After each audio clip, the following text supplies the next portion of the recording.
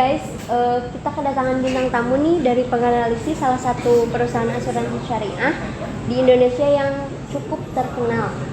Hai, halo. Halo. Apa kabar? Baik. Saudari Hani ya. Hani. Ya, Azhara. Kenalin ya Andika. Ya. Kalau gitu kita lanjut ke pertanyaan aja ya. Boleh langsung. Menurut kalian, bagaimana sih perkembangan bisnis syariah khususnya di dalam ranah asuransi? Sebelum kita masuk ke asuransi syariah dulu, mungkin kita akan menjelaskan latar belakangnya dulu ya. Iya. Jadi si bisnis syariah ini sebelumnya telah diadopsi nih sama kebijakan Bank Indonesia.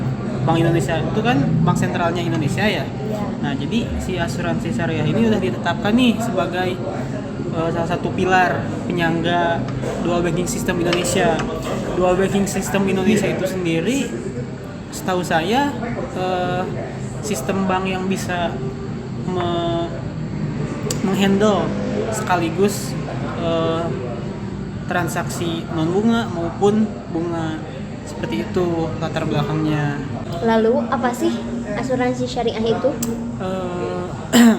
Secara definisi ya, kita pisahkan dulu apa sih asuransi dan apa itu syariah. Asuransi itu sendiri adalah pengelolaan risiko yang mutual, yang melibatkan peserta dan operator. Jadi si pesertanya tuh membayar premi untuk mendapat timbal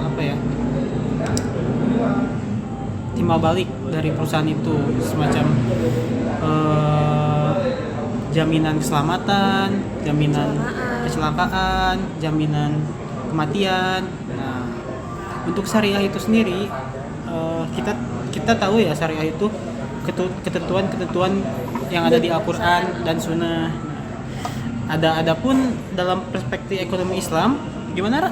Asuransi itu dikenal dengan takaful. Istilah takaful itu dari bahasa Arab yang artinya takafala ya tafakulu, takaful. Artinya itu saling menanggung atau saling menjamin.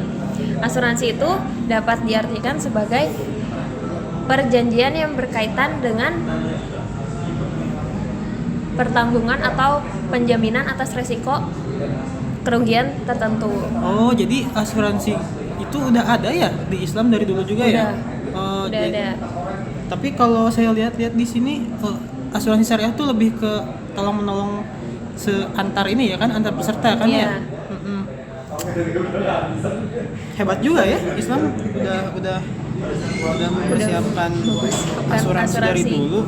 Perbedaan asuransi konvensional dan asuransi syariah? Nah, untuk asuransi konvensional, melihat dari cara transaksinya ya, ada yang namanya transfer risk, itu konvensional. Nah, kalau transfer risk itu kita sebagai peserta nih membayar premi ke perusahaan itu sendiri. Di Indonesia banyak perusahaan asuransi yang konvensional. Nah, jadi transfer risk itu semua resiko dipindahin ke Resiko lain. ke perusahaan itu, ke pihak perusahaan itu. Nah, sehingga kalau dalam konvensional asuransi itu mungkin terlibatnya hanya dua pihak ya, jadi pembayar premi sama penerima premi. Nah, bedanya dengan asuransi syariah, ada yang namanya sharing risk. Apa tuh sharing risk?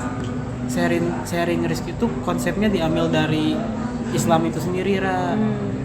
Jadi sharing risk itu lebih ke kita tolong menolong nih sesama muslim. Oh iya. Jadi kita nggak sepenuhnya naro resiko di perusahaan asuransi itu. Jadi misalnya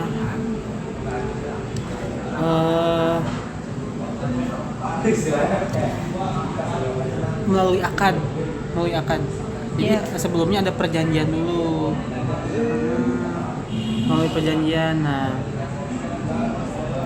ada tuh namanya apa ya? Kalau nggak salah tuh tabaru ya. Oh, Tabaru. Tahu nggak Tabaru itu apa? Kalau Pernah dengar sih. Pernah dengar ya? Iya. Setahu gue tuh Tabaru tuh kayak apa ya? Kalau dari definisi tuh namanya dermawan kali ya? Iya. Dermawan. Dermaga. Hah? Kok dermaga? Derma. Oh iya. Derma atau memberi. Bener. Ya, dermaga. Jadi intinya perbedaan yang paling jelas tuh itu dari si Asuransi ya, konvensional dan konvensional sama syariah. syariah tuh itunya dari apa? Pemegangan risiko. Iya. Pemegangan risiko itu sendiri. Nah, Lalu kenapa kalian memilih prudensial syariah Untuk dianalisis. sebagai target analisis? kalau kenapa kita mengambil prudensial syariah? Karena salah satu saudara Jahra ya kan waktu Iya. itu ya pernah mengambil asuransi prudensial syariah. Menurut Jahra atau saudara Jahra bagaimana itu? Apakah bagus atau gimana? Jadi menurut si saudara saya, beliau yang mengikuti asuransi prudensial syariah tersebut, itu dia ngikut yang 350.000 per bulan kalau nggak salah. Itu tuh Tapi dari tahun 2011 dia udah lama berarti ya? Udah. Dia tuh tertarik karena emang konsepnya ini kan syariah ya. Jadi ya pikiran beliau itu ini halal karena niatnya itu untuk pendidikan masa depan anaknya. Jadi dia kayak lebih aman lah mungkin kalau untuk menggunakan asuransi prudensial yang syariah. Berarti kata dia bagus nih, boleh juga nih gua nanti. Bagus. Kalau dia mah buat masa depan anaknya atau mungkin nanti misalkan Andika buat kesehatan. Gue lebih butuh buat ini sih Kesehatan kecelakaan atau sih.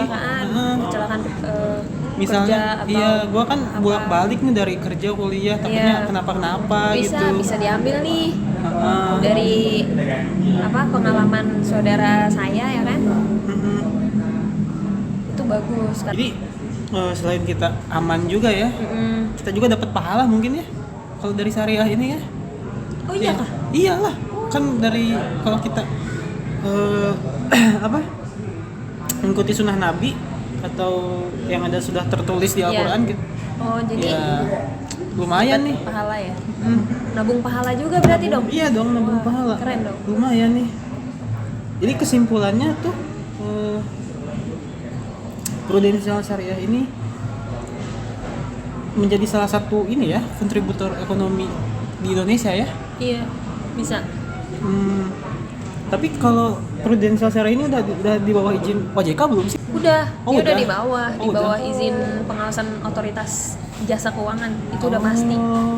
Karena dia kan perusahaan yang termasuk gede ya. Termasuk gede ya. Gede Oh dan iya kan. terkenal. Prudensial juga ada yang biasanya juga kan Ada. ya. Nah, itu lebih gede ya Yang setahu konvensional, saya. ya, dia itu gede. lebih ke internasional kan kalau nggak salah. Iya. Jadi cukup sekian obrolan kita kali ini mengenai analisis asuransi prudensial syariah yang ada di Indonesia. Untuk yang belum paham atau mengerti bisa tanya-tanya di kolom komentar dan akan dibantu jawab oleh saudara Andika. Dan setelah menonton video ini, siapa tahu aja ada yang berminat untuk ikut Mengikuti peraturan asuransi prudensial syariah. Terima kasih guys. Terima kasih, Bye. sampai jumpa.